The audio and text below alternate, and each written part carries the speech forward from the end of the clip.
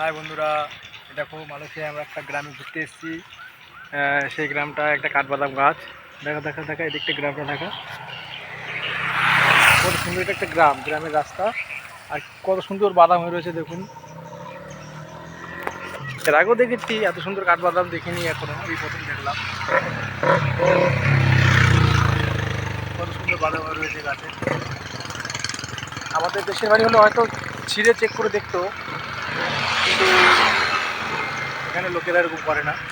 কত বড় গাছটা, প্রচুর বাদাম ধরেছে। বোঝা যাচ্ছে না ভালো, কারণ হালকা মেঘলা মেঘলা ওয়েদার।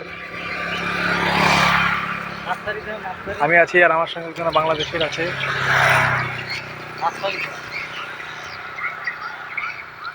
ওহো, কত বড় গাছ, দেখো কত সুন্দর গ্রাম।